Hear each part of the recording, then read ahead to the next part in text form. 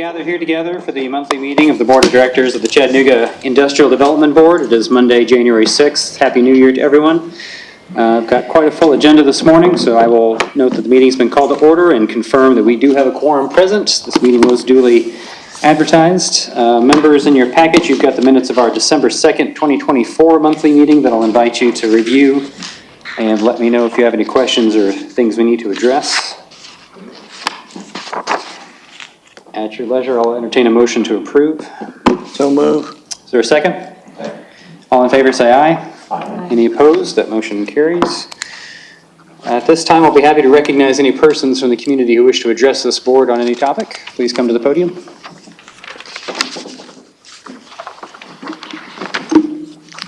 Good morning. My name is Helen Burns Sharp. I'm with Accountability for Taxpayer Money. I have provided some comments. I emailed them to the board, and also I believe Maria distributed a copy for the dais, a hard copy or whatever.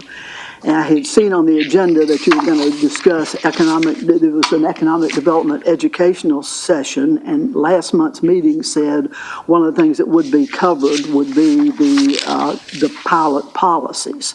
So my comments relate to the last version of the document that I've seen, and that was dated December 2023. You remember you met in the conference room and had a session in there, and that's the last copy that I was aware of. So those relate to that. And talking with Sharita today, I believe there's going to be a new draft, and so some of my comments, maybe some of my concerns may have been addressed, but I'm really kind of optimistic. You know, this is New Year's resolution time, and I think this is going to be the year that we're going to get some good, common sense, reasonable pilot policies adopted. Hope so, and I know you do too. In my attachment, I summarized some key milestones in the history of the draft pilot document over the past couple of years, and then provided some suggestions on content. And so, for example, the idea of maybe having threshold criteria and ask the applicant to address, is your project a game changer? Is it a catalyst? Is it in a strategic industrial sector? Does it meet the but-for test? And another area where I think we could use some refinement is in key industry sectors. I know that in some of the studies that have been done over the past couple of years, there's a list of key industries, but those to me kind of look like any town USA, that they're not terribly Chattanooga centric. And you know, it seems like maybe we could zero in on some things that we are ideally suited for and would like to recruit. And then a couple of my comments, the matrix, you know, you've probably heard me go on forever about the matrix. I think the matrix can be a useful tool, but I worry about an over-reliance on the matrix, because I believe once the policies in the matrix is adopted, people will just use the matrix as the policy. And so what that means is there's a lot of pressure on that 8.5 by 11 sheet of paper.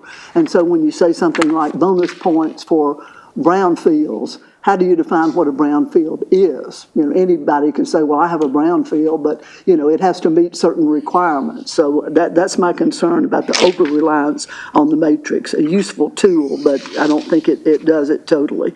Also, I've had a concern that I've expressed here about the role of the council.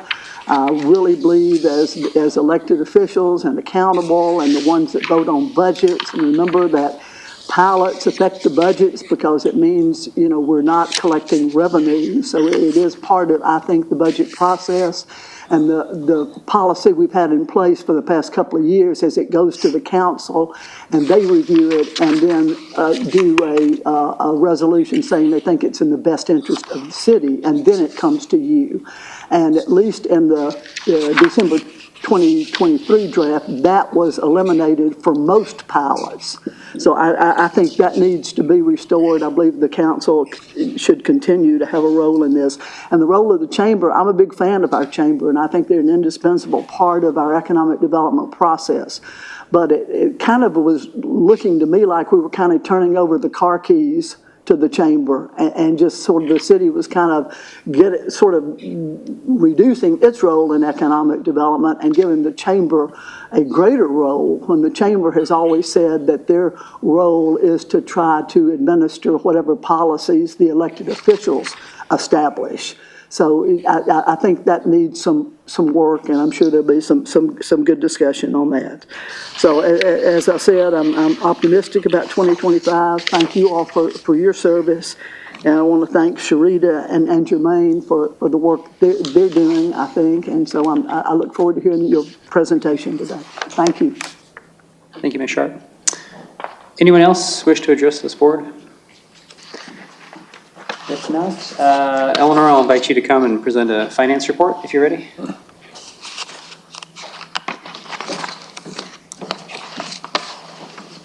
Good morning, members of the board. Happy New Year. I'm Eleanor Liu with City of Chattanooga. I present 4 reports today. The first is the longest one. There's a VW, the one with 13 pages long. There's no change in the first and second MOU. For the third MOU, there is we made one payment of $85,800. That's the first installment of the compressor the board approved to purchase in the October meeting. So overall, percent spent encumbered and contingencies were at 99%. That's for that report. Move on to the next report, which is shorter. It's the Economic Development Program Summary. For that particular one, right now, cash on hand for all the programs we have is about $2,804,000. Okay. And the next one to report is the TIF. Actually, we have no changes. We generally have transactions get posted around April to May of each year. So since the last report reported to now, there's no change. The last report has to do with E2I2. Since the inception to now, we spent on behalf of the City of Chattanooga about $5.496 million, and we received reimbursement from city, $5.34 million. There's a unreimbursed $160,000, but we will get it reimbursed very soon. I'd be happy to answer any questions you have. Any questions from the board on this? Thank you, Ms. Liu. All right, our first order of business is a resolution ratifying the execution of a First Amendment to the Riverwalk Easement Agreement with NRC LLC in substantially the form attached for the modification of the commencement period of the substantial material construction on the Riverwalk in the permanent easement area to a period of 5 years. Do I have someone who can present on that for us, please?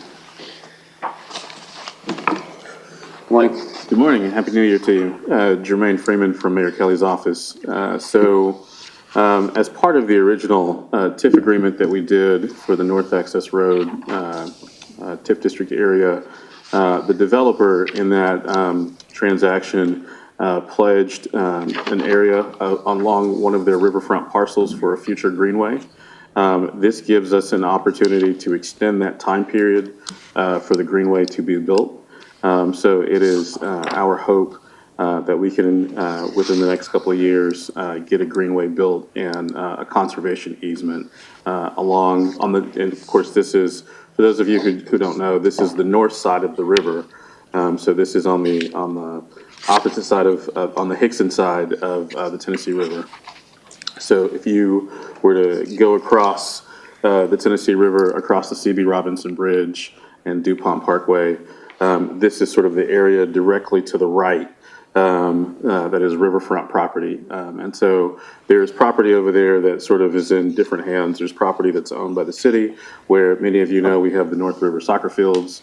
And then there is property that is owned by Cordza, which has come before this body before for a pilot. And then to the northeast of that, there is property that's owned by the developer that is part of the North Access Road transaction, and they have pledged the preservation of an easement that could be used for a greenway. So this transaction just gives us more time to get that greenway built, which we hope to eventually connect all the way up to Gail, what's the park up there to the north? North Access Road. No, not DuPont Park. The name of the park escapes me right now, but, Greenway Farms, thank you. Oh, Thank you. A little bit of holiday brain freeze there, so. But yeah, we would eventually like to connect the Greenway and build a Greenway all the way up to Greenway Farms. So this just gives us more time to build it. And then Gail, did I miss anything? Okay. Mr. Freeman, the funding for this, is this coming from city or collaboratively with developers, or who's paying for it? Yes, so the developers are providing the land, so the funding for the actual construction of the Greenway would come from the city. Okay. Are you saying we're not paying for the easement at all? This isn't like a, No, the easement was pledged to us as part of the transaction of the TIF. okay, Yeah, it was pledged as a community benefit. okay. Yeah.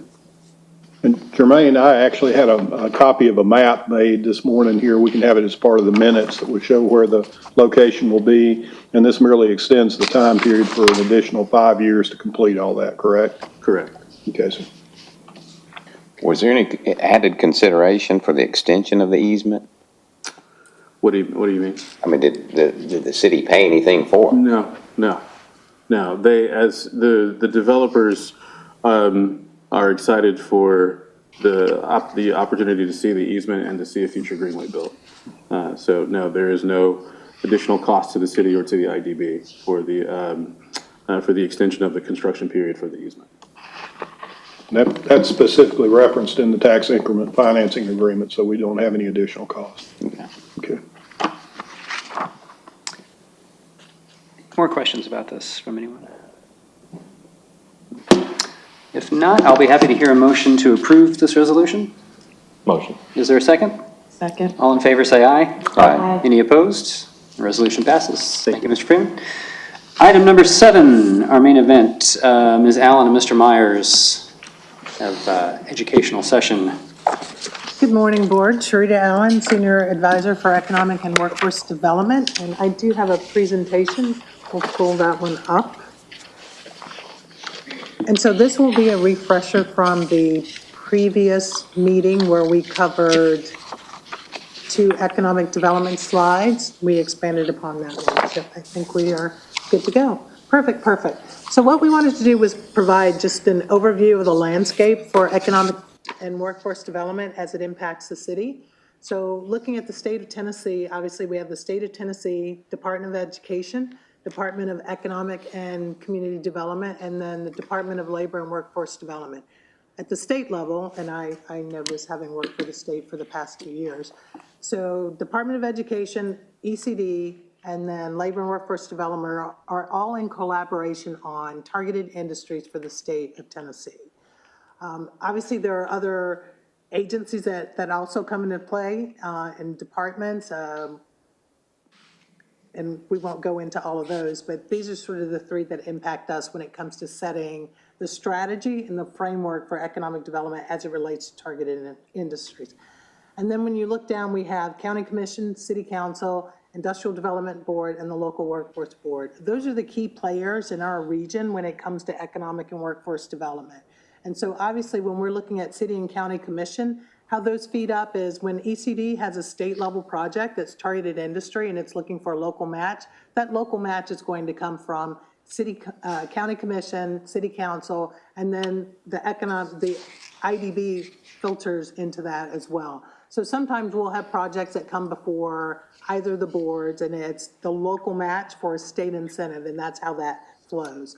Local Workforce Board, which is also over next to Industrial Development Board, that they handle a lot of the workforce development initiatives, keeping in mind State Department of Labor and Workforce Development, those monies flow from the Department of Labor, those go to the Local Workforce Board, and then we have our American Job Centers. And so as we look at that, let's move over to the Chamber of Commerce. Chamber of Commerce receives funding from both the County Commission and the City Council, or the City of Chattanooga, to oversee economic development strategies and recruitment for attraction of companies here in the region. So it's not just City of Chattanooga, but the Chamber's working in the entire region, the county as well. And then we have Southeast Tennessee Development District, obviously all of our entities filter into that, and then we start looking at some of our programs. So we have programs that are funded and administered through the city council. We have some of those that are administered through Southeast Tennessee Development District. Some of those programs from the city are sent over to the IDB and other workforce development entities, and then we start looking at budget appropriations on that as well. So that's sort of a just high-level overview, and we could do another session at a later date that's just on the workforce development side, because there are an equal number of boxes on the workforce development side.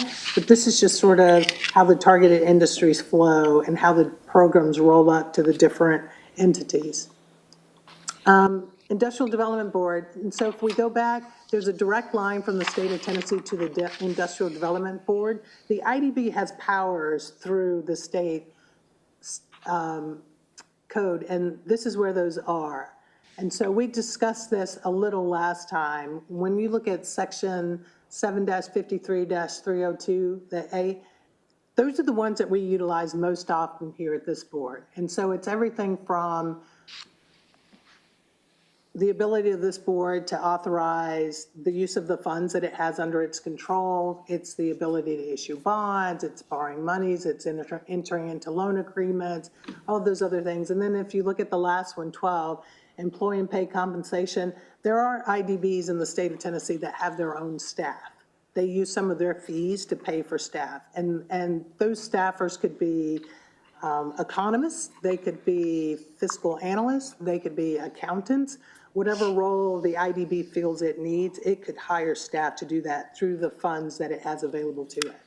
So again, these are some of the, just the authorities that have been issued from the state to the IDB. And then let's look at, we talked a little bit about this last time. So we've talked about all the different entities that are involved, sort of the strategy from the state level, how that filters down to the city and the county. And then these are two recent studies that were conducted that basically said, here in this region, we could use more economic development tools in our toolkit.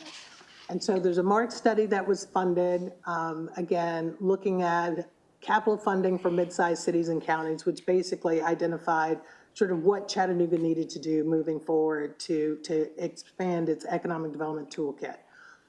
Under that, there was another study that was conducted in 2023, again, city, county, tourism, chamber, River City, that talked about some of the micro level, on the ground incentives that we needed to start looking at. Some of those are retail and restaurant tools that we need to incorporate. And again, it's looking at how do we revitalize downtown sites that are vacant or underutilized? How do we make our incentives transparent for developers and companies that are looking to come into an area? And that goes back to, again, having policies that are codified, that everybody understands, this is what's in the policy, this is a process, this is how we move forward. So again, that study there. And then this rolls into looking at our existing toolkit. And so we covered some of this last time. And so the way we look at our economic development tools here in the city of Chattanooga is we look at it from sort of what we call higher risk to lower risk, recognizing any funds that we put into programs in the startup, home-based, neighborhood businesses, those sometimes can be higher risk. And we recognize that when we're going in. So we know we are going to have some failure rate on some of those businesses. And then we start moving into growing businesses, brick and mortar, commercial office. Then we start looking at workforce programs, again, recognizing these workforce development programs that we're looking to fund typically are not funded through WIOA and some of the other programs. And so that's why there's a need for these programs. And then we start looking at the large capital projects, pilots, bonds, TIFs, redevelopment TIFs, which we currently are not doing in this region. But redevelopment TIFs typically would happen through a housing authority and allow the increment to go into housing. So it would go into vertical construction. Again, something we've not done here, but we will be looking at in the future as we look to address some of our housing needs. So again, just some of our toolkits. And then let's look at how they're funded. So everything in red you see is funded through the city of Chattanooga through either an allocation or an appropriation during the budget process. The items in purple are items that are funded through the city, but they have been delegated to the IDB for implementation. So we have a history of doing some of that. So those are the purple items, kind of difficult to see on this slide. And then the blue items are funds that are from the economic development fee lease payments that come into the IDB from pilots. And those are funds that the IDB has control over. The IDB has the authority to decide how it wants to spend those funds. Over the last 7 years, the IDB has been using those funds to fund its small business initiatives across the board. So when we look at some of the small business programs that we have, we use those economic development fees, and we use those to fund the different programs. So economic development fees currently at the IDB would fund, there's a business development account, we've got the high growth jobs fund that we just implemented, we've got pathway upskilling and skilling grants. We currently have monies in that fund. When those are exhausted, it's the goal to come back to the board to ask the board to refund that account through these economic development fees. So that's just sort of an overview of all of the different programs and how those are set up. I will quickly go through a slide on each one of those to explain kind of how they were set up and the intention behind those. So the first one, again, construction mitigation is going to fund them in neighborhood businesses. So currently that fund has $11,000 in it. This program was created by ordinance at the city, and it's administered through either Southeast Tennessee Development District or the Industrial Development Board. So whenever there's a large-scale construction project that is in excess of 90 days? 90 days. That's when this project kicks into place. This construction mitigation grants typically are issued to for-profit businesses that are impacted by city construction projects, again, that are going to be longer than 90 days. And then what we do is statutorily, if they're eligible, if they fall within the defined footprint, they will get a grant. It is not an economic injury amount. So it's not going to replace the lost business. It typically is in the range of $1,000. I want to say historically we've done $1,000. And so that helps them with coupons or paid parking or signage or promotional, anything that they can do to help their local customers know, hey, we're still in business while this project's going on. And they can issue, again, coupons, paid parking, those kinds of things. So currently $11,000 in that fund. Small business grants, these are the growing small business grants that come before this body on a regular basis. We currently have $119,574 in this fund. This was created by ordinance, and the monies were sent over from the city to the IDB for implementation. Effective 2020, general fund dollars were no longer being sent over, so there's a balance for this. When this runs out, at that point, economic development at the city, staff will request the city to do another appropriation to refund that account, or the IDB could decide to fund that account. But because it was created by ordinance, typically the city would continue to fund this. So again, growing small business grants. And then we utilize Southeast Tennessee Development District for the back office sort of vetting and proofing of companies as they're going through this process. Innovation grant, again, funded by ordinance. We currently have $170,000 in this account. So when Eleanor Lou earlier went over the balance and she said there's roughly 2.8 million in funds, this is how those are divided up right now. So 170,000 in this innovation grant account. Again, it was born out of the creation of the Innovation District in downtown and wanting to identify companies that were innovative, either in their products or practices or systems or even packaging sometimes. So we did have a couple of companies apply for and receive this, but we've not had many apply for this of late. High growth jobs. This is the one that we just implemented last month. And again, this is for those companies that are too big for growing small business grants. They exceed sort of those parameters, but they're not big enough for pilots. So these fit right in the middle. And again, we created this and brought this to the IDB, and the goal is to use economic development fee payments to fund this. We currently have not set up this fund. The funds have not been moved over into an account. So that is something that we will bring to the board at some point where we will meet with the city accountant and identify sort of how we want to make that happen. So with that particular program, what happens is it's an award. So the company has to actually create the jobs, and once the jobs are created, they then come ask for their first phase of a grant that's implemented over 4 years. So when those things are approved, or those applications are approved, we want to set aside in an account the funds for that particular payout to be drawn down. So we'll set that up in a future resolution through this board.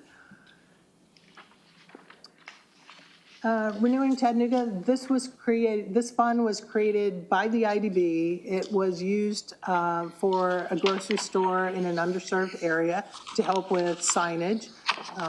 And when it was created in mind for storefront rehab and in particular grocers. So it feels restricted because that was the intent when it was created, but it's up to the board to decide whether it wants to continue to use this fund in this particular matter. So again, keeping in mind more retail storefront, sort of focused on the Renewing Chattanooga. Okay, tech workforce. We discussed this one at the last meeting because we do have an award. And so again, this one was created by ordinance.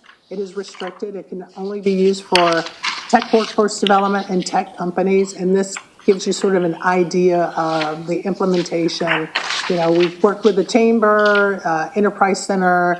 It was born out of sort of the Rise of the Rest initiatives that were coming through Chattanooga and wanting to fund some of those initiatives. So again, forgivable loans for IT and coding. This implementation piece lists it lists the ways that the IDB could look at how to award funds in this particular category. So if if a nonprofit or an entity came forward to this board and wanted to access this fund, these were sort of the implementation parameters that were created right around 2018 for it. So again, an ordinance and $335,000 in this account. Business development, this was created at the IDB, to cover economic development related services and fees. So if the IDB at any point wanted an extra economic impact study on a project, or they wanted to see some research done, the IDB has $25,000 in a fund that could cover that. And so again, site prep, recruitment material, site photos, if it wanted to do title searches, any of those things. Matching funds for grants. This currently only has $25,000 in it, but at some point, and typically what we historically have done is the beginning of each fiscal year, we come to the board and ask the board what its priorities will be for the year, and then we allocate funds to these various accounts based on what the board's sort of scope of work will be for that next year. So again, research surveys, closing documents, all those things. And then this last one, this will lead us into our pilot policy discussion.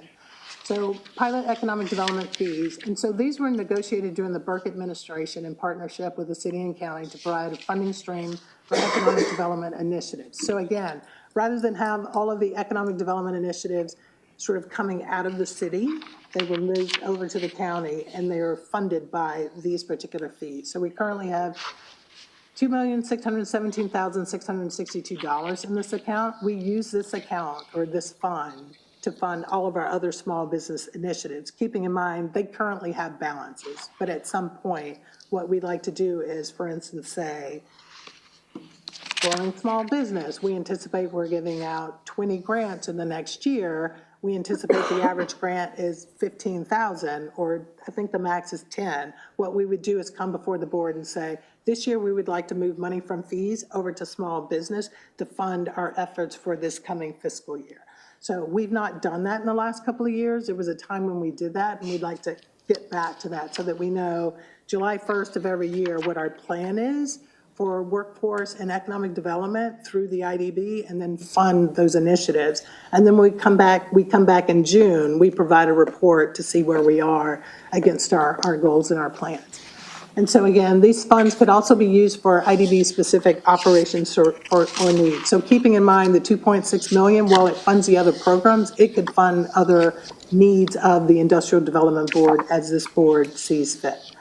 And so with that, we'd like to move into our next presentation where we talk a little bit about the policies. Keep in mind, when we talk about pilot policies, we have historically not had formal adopted policies, but we've had systems and standards and procedures by which we have conducted pilots over the last 2 decades.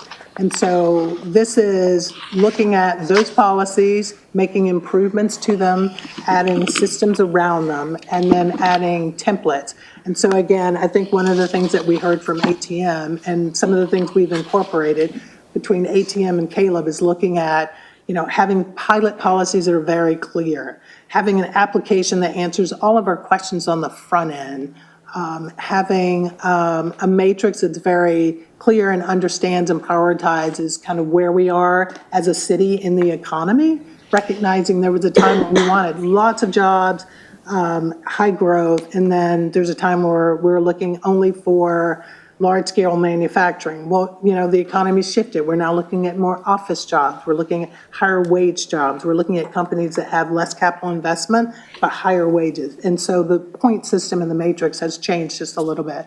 And then the last piece is looking at a pilot agreement template where moving forward, if a company's applying for a pilot, we're giving them our legal agreement to say, this is our agreement, and it's got everything we need in it.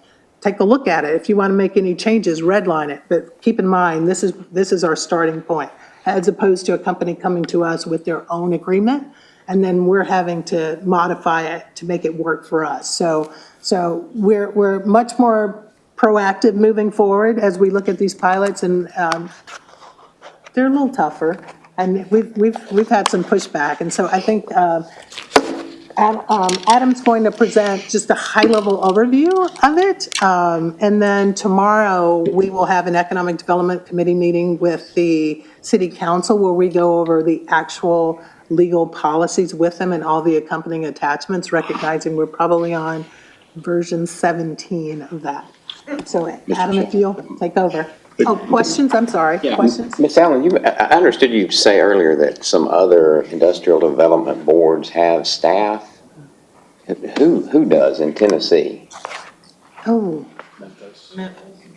I know Memphis does. I know Gallatin does. I don't know if Knoxville does. I want to say they do, but I'm happy to get a list. And it all depends on their book of work. I mean, what their goals are and what they're doing. There are some IDBs where full authority has been granted to them from their cities. And so some IDBs do all the pilots in an area. Some IDBs do the TIPs. I mean, obviously in partnership with the city and county, but because of that, they need full-time staff to do that. Some have executive directors that run all of their operations and answer all of their questions. And some have administrative staff that simply serve for the board in answering all of those questions. Some have their own accountants that really and truly look at the economic piece of, okay, who's doing the monitoring of all of the projects that come through, the monitoring, the checks and balances. Some of them have staff that do that piece as well. So it's a little different based on every board and what a board needs. And so that would be something where this board would say, hey, we feel like we need this, or we might need outside legal counsel on a permanent basis, those kinds of things. Perfect, thank you. Any other questions for Sharita before she steps away? Yeah, just one other, Sarita, before you get out of here in that regard. The blue that you have on your sheet here regarding proposed 2025 Economic Development Business Toolkit, that's been confusion to to this body before, I think. They have the $2,617,662 under their control, correct? Correct, they do, they do. That's because this is a separate corporation under Tennessee law, from the city, actually, correct? Yes. And that's why some entities here in Tennessee actually do establish bodies and entities to be able to, I guess, do work for the separate corporation. But thus far, that funding has not occurred here because the city attorney's office does the work for y'all here in connection to this at no charge. And Maria, who keeps their agenda up each week on here, does that at no charge. So Correct. they are saving the money on attorneys and cost here in connection with the arrangement they're currently doing, correct? Correct, that is correct. And there's also an item in blue under the TIF, and it's a Yes. TIF application fee and administrative fee. So there are two different fees that are collected on TIFs. One is an administrative fee, and the other is an application fee. Those come into the IDB, and that balance is currently $117,000 and $117,152. And so what happens is that's currently sitting at the IDB and can be utilized for evaluation of TIFs, or if you wanted a staffer that just monitored TIFs or helped with TIF implementation or public hearings, those kinds of things. That's, again, those funds sit with the IDB if the IDB decided it wanted to do something related to staffing around TIFs. And one of the reasons that's important under state law is that the industrial development boards, whether it be the city or the county industrial development boards, are the only one under state law that have the authority to hold property while a payment in lieu of tax program goes forward or a tax increment financing deal is working, correct? And that's the reason there are no taxes paid during those time periods, only the amounts that are charged. Terrific. Any other? I have one. Yes. I know when I was, a long time ago, I was a fellow at the city, and I actually helped put together their like IDB list. And so I know that somewhere there is a list of all the current things that are under the IDB's control right now. I don't know if most of us have easy accessibility to pull up that list, so it might be helpful for us to get a copy of that. And so would that be properties currently under control of the IDB? Yes, yes. Yes. Yeah, there's a list, and in fact, I think Eleanor's list actually names a number of them here today on your handout. Okay, perfect. Thank you. Thank you. Thank you, Sharita.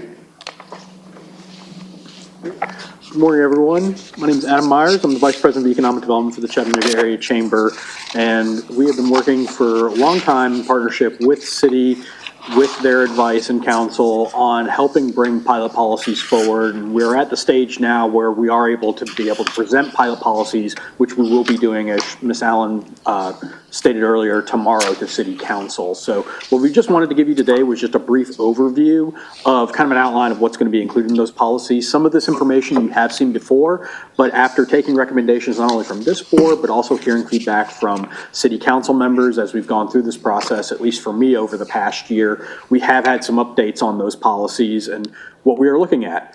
So again, just to remind everyone of the goals of the pilot policies is obviously we want to be a steward here of public resources while also creating a very clear and predictable process for how this process works for pilots to be implemented within Chattanooga, the city of Chattanooga. We want to improve transparency, but also we want to increase Chattanooga's competitiveness position and grow jobs and investment in Chattanooga. So these goals are aligned with the IDB's mission of growing investment and high-quality jobs in Chattanooga, while also improving Chattanooga's competitiveness position as we compete with communities across the U.S. as well as across Tennessee for these jobs and investment. And so as part of that being a steward of public resources, one of the things that we've had within our pilot policies, really within our pilot standards, since pilots have been being done here within Chattanooga, is holding taxes associated with schools harmless. So during that pilot period where other communities may actually abate their school district taxes, we make the companies pay 100% of the school district taxes during that pilot period. We do not abate any school district taxes, and that's something that we really wanted to codify with these pilot policies. We also wanted to codify that current inclusion of an economic development fee within the pilots. It's approximately about 15% of the taxes on your general tax fund for the city of Chattanooga. So that is an additional fee that then comes into the IDB to support other economic development purposes. And so it's a good way for pilots to be able to support other economic development needs in the community. With this, we are also looking to outline the reporting process within the policy, and that also goes into creating things like standard agreement templates, standard applications, where all of that is really outlined on the front end of how we're going to hold companies in compliance of the policies.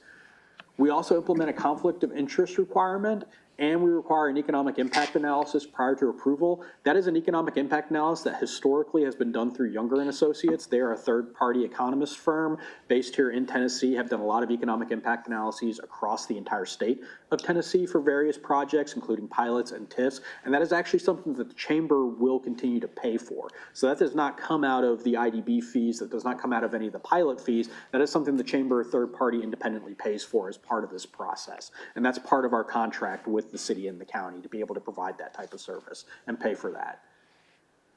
In the pilots, we also protect stormwater fees. It also would institute a public hearing as part of the approval process.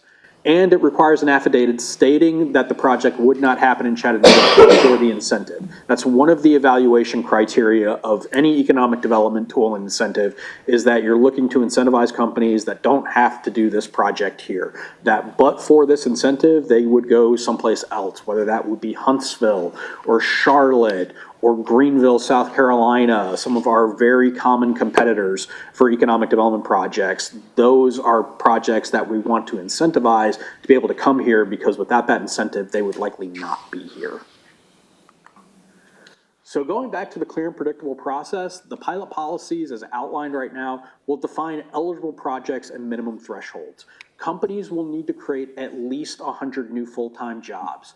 On the capital investment side, they will need to make at least 20 million capital investment in real and personal property for manufacturing projects, and at least 5 million in real and personal property for office projects. And that's because typically on an office project, you might have a company that's going into an existing office building where they're retrofitting an office building. Think something like Steam Logistics too, whereas with manufacturing, you're getting a company that could be installing a lot of heavy machinery and equipment. So that's why for manufacturing, your capital investment requirements are typically more.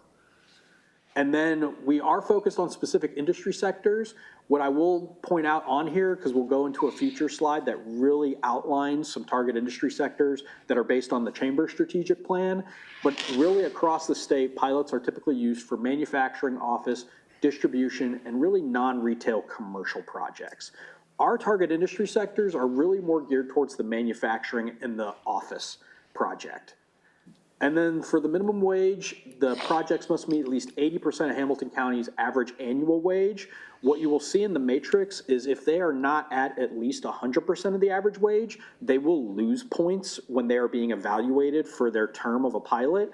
But we wanted to leave this 80% in there because that helps create economic mobility within the community to make sure that folks who are making a lower average wage can have a way to potentially step up in the community. Now, it does also delegate authority to the IDB, which is the same as Knox County, as well as Memphis and Nashville and other markets across Tennessee.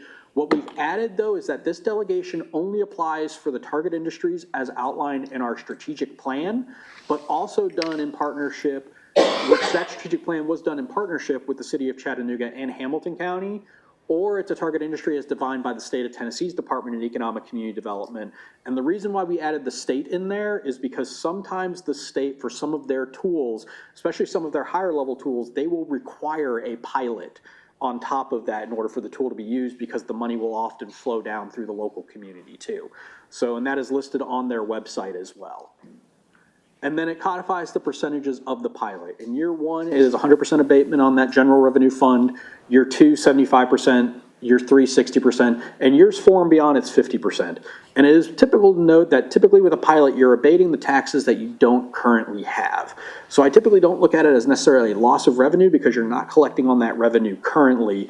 And then as the pilot goes in, you're able to collect on that revenue. And obviously, once the pilot term ends, and before that pilot term begins, they are paying 100% of taxes on that pilot. That is something that has been standardized in agreements throughout the city's lifetime.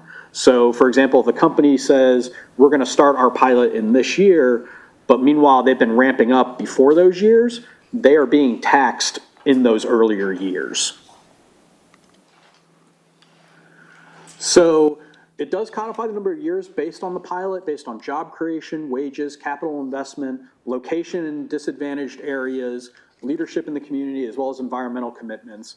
And in the policies, it does outline what that approval process looks like. And what that approval process will typically look like is really a partnership between the company, the city, the county, the chamber, as we're all discussing this process throughout as we're evaluating the pilot terms. We will never be able to bring a pilot before this body or city council body without it being fully vetted by city staff, by the mayor and his administration team, and make sure that they are in agreement with that pilot.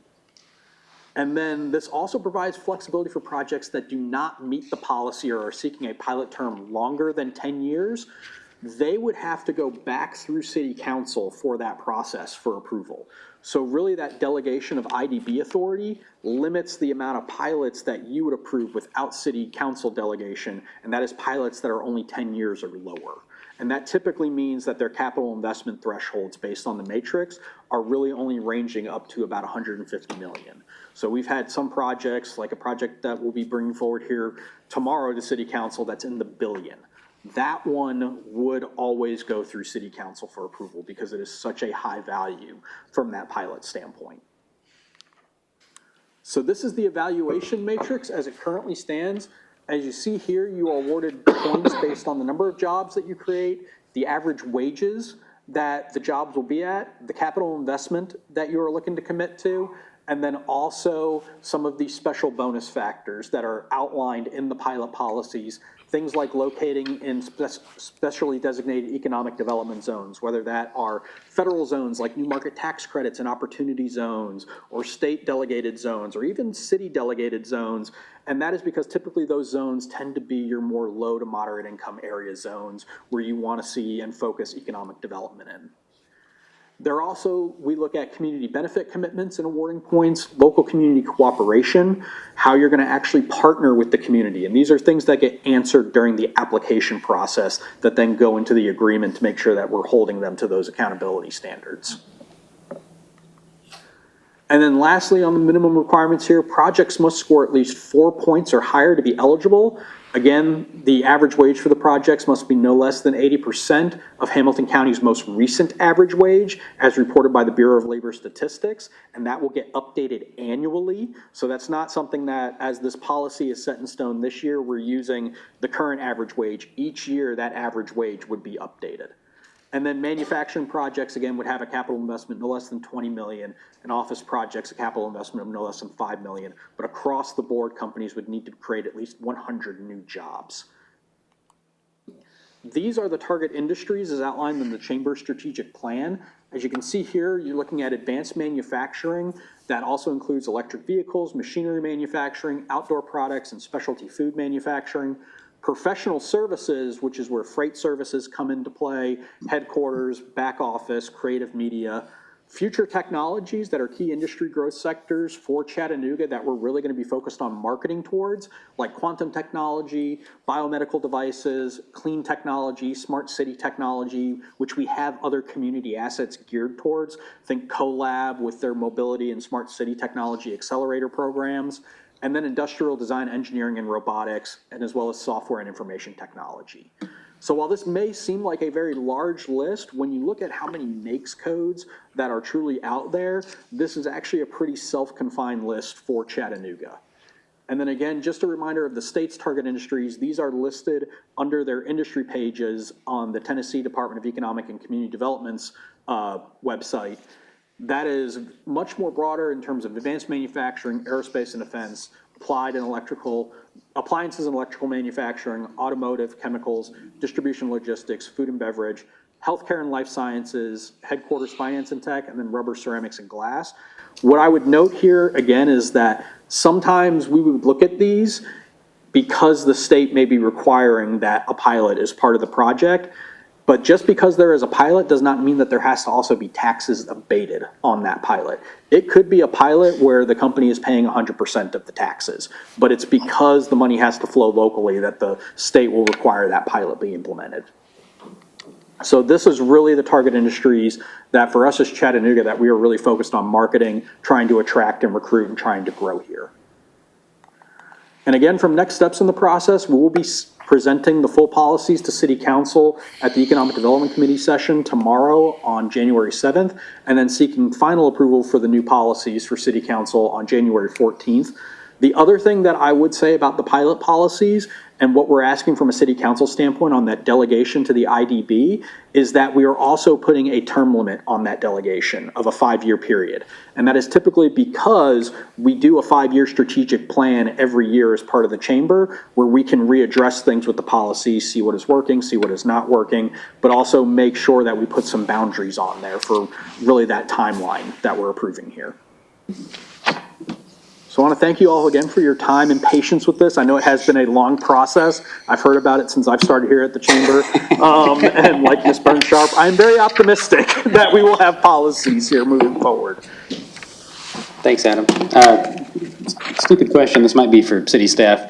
Is this board taking a vote? Are we to recommend or not to the city council before they vote on this, or we're just being FYI? Okay. Thank you. What other questions from this board? Yes, ma'am. I got a question. Yes, sir. I hear all the time, help wanted. Insurance companies, TVA, hospitals, restaurants. Why do we want to bring in more jobs if we can't fill what we got here in Chattanooga now? So typically the jobs that we are looking to recruit will often bring new dollars into the community because they're selling their products and services beyond the regional limits here.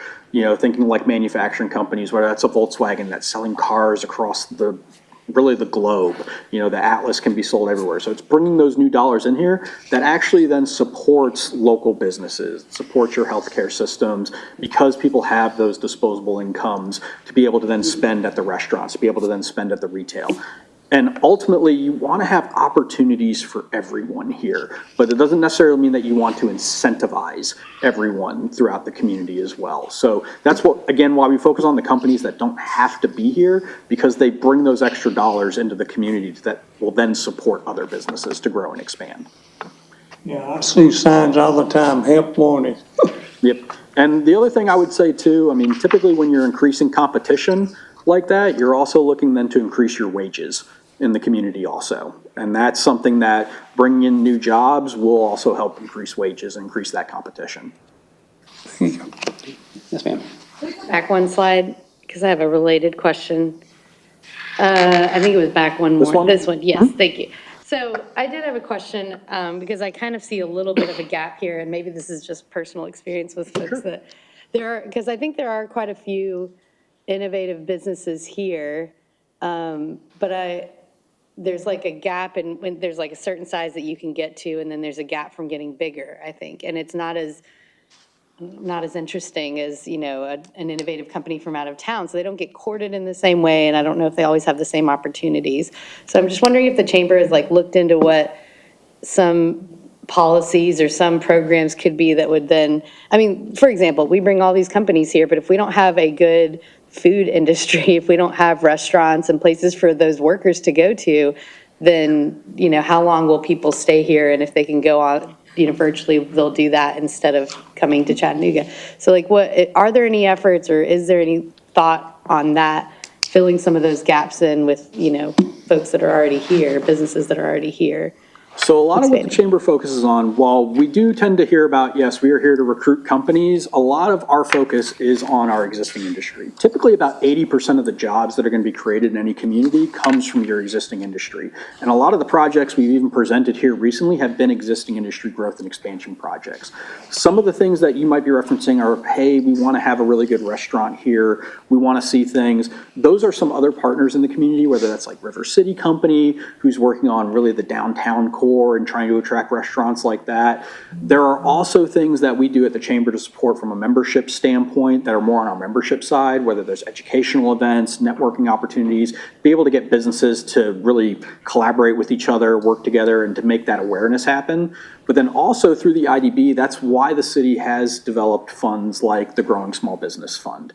That is for those type of companies as well. And I believe even on the last one, you had a local retail shop that was recently approved for some of those growing small businesses. And that came from the pilot fees too. So you had an appropriation for that. So there is a lot of talk about that, and there are certainly a lot of things that we work with and a lot of partners throughout the community that are also trying to create things like new restaurants. I know Launch Chattanooga also focuses in that kind of food space as well. Is there a way we can get a copy of this or a summary of this presentation? That would be helpful. Mr. Myers? Go ahead, please. Mr. Myers, so are you all saying for tomorrow's meeting with the city council folks that you're going to actually present the policies themselves or just a presentation of them? It should be they have the policies themselves. And other than the chamber, who had input into those policies? So really, the city of Chattanooga has been the one driving the policies forward. They've worked with their outside attorneys. They've actually sought us for potential input on that process. But from a process standpoint, the city of Chattanooga was the one that started this process forward. I'd like to- Oh, sure. If I might step in, thank you. And so the city also had conversations with the county. We had conversations with the county auditor, who's currently auditing the pilots. We had conversations with the city auditor. And then we also had conversations, obviously, Ms. Bernhardt provided some input as well. And then we reached out and had conversations with other folks in the ecosystem who wanted to hear about sort of pilot policies and what we were bringing forward. And the interesting part of that is there were people that were of sort of the 12 different entities with which we had conversations. There were some that were really interested on the back end, sort of the monitoring, the compliance piece. There were some interested on the front end, sort of who gets this, who decides, like what does a matrix look like, what are the targeted industries? And we had the others that were sort of in the middle that were talking about sort of the process. Like what's a process? Is this a 6-step process? Is this a 2-step process? Is this a 3-step process?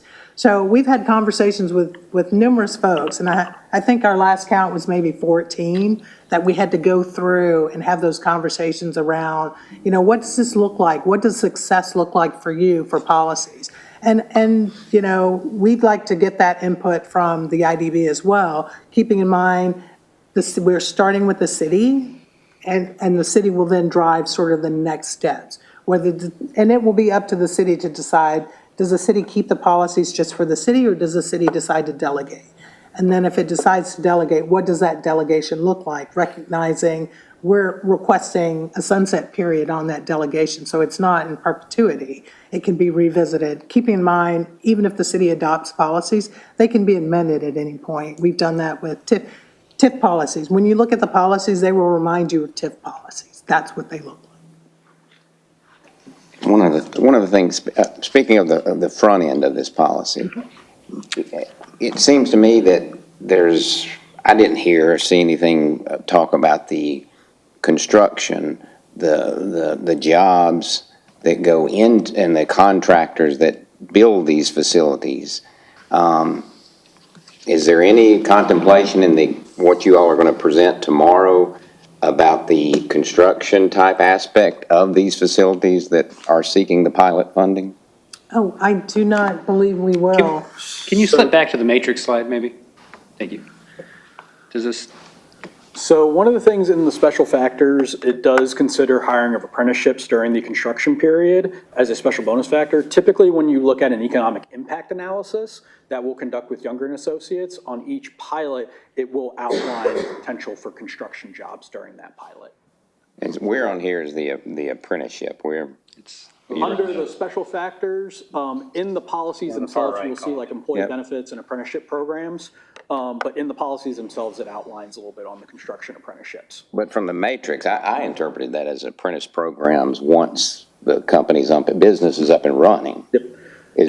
It's really for both of them. There are some for community benefit, it'll be for the company. There are some from a construction standpoint, but typically also on the pilot, as we're evaluating them based on what they are going to do, ultimately, we also have to think about the compliance on the back end and how we're measuring that too. So being able to measure them based on what they are actually able to do is something within our control. It gets harder to measure how many construction jobs actually get created, when that's why you look at, from an economic impact standpoint, there are some standards out there that look at it from an analysis.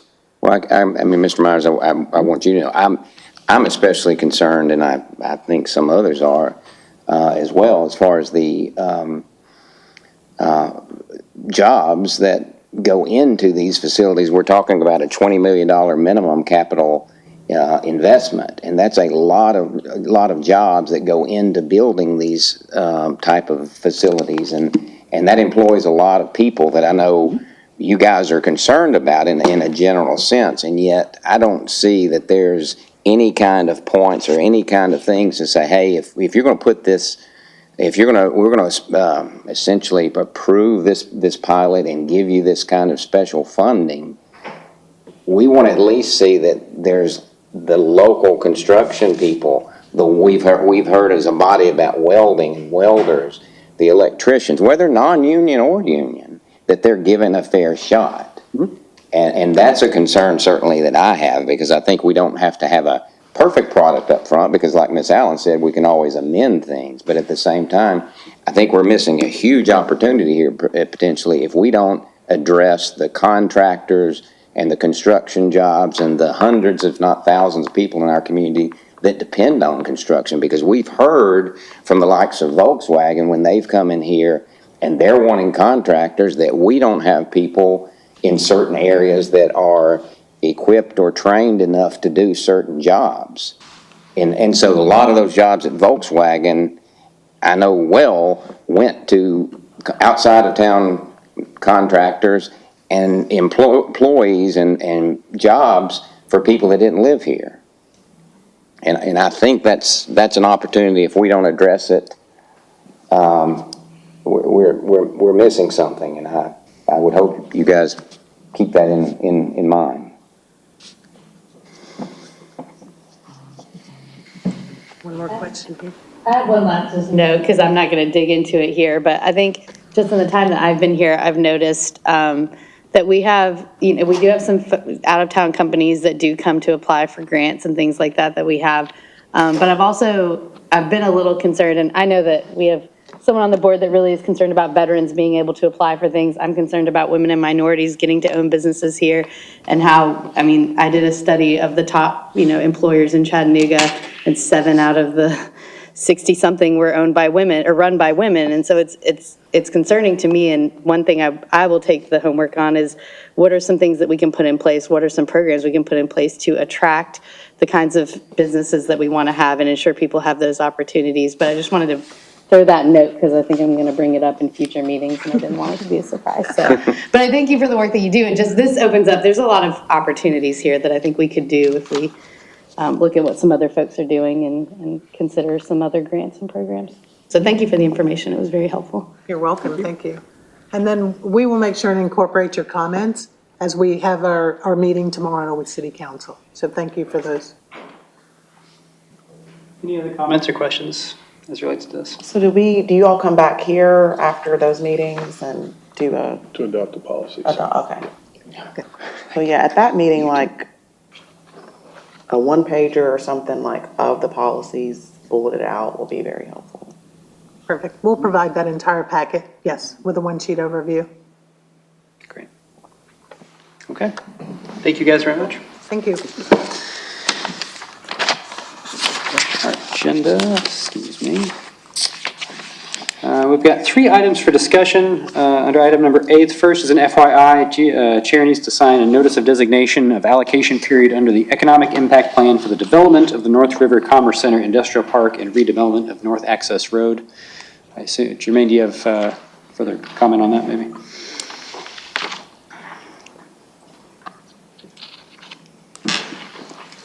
Yes, thank you, Mr. Chair. So this is essentially an item in which there's no resolution for the board to vote on. It's just an FYI.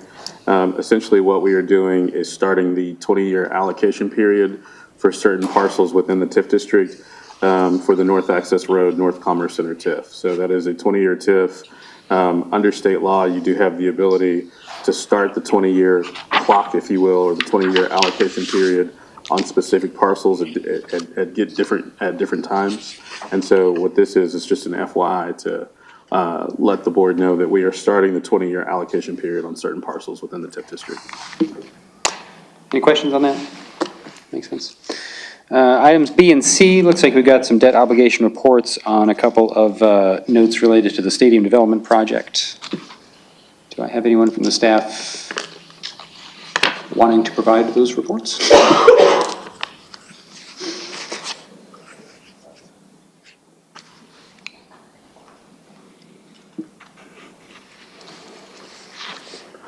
Mr. Chair, if it would be okay with the board, I would ask that we defer this item till the next meeting so that we can get some clarity from our team on what exactly Sure. this item is. Does that require action if it's an FYI, or can we just? Just to hear it. Just- Yes, sir. Yeah. Sure. So I do need to take a vote, all right. No, I mean, as far as deferring it Yeah. to the next meeting, Yeah. if he says that he will bring it back to you, it'll be in the minutes here. They'll bring it back to Okay, you. okay, terrific, thank you. Thank you, Mr. Chair. Thank you, everybody. That exhausts our agenda for this morning. Any other items for discussion or comment by this board? If not, I'll hear a motion to adjourn. Is there a second? Second? All in favor? Aye. Stand adjourned. Thank you.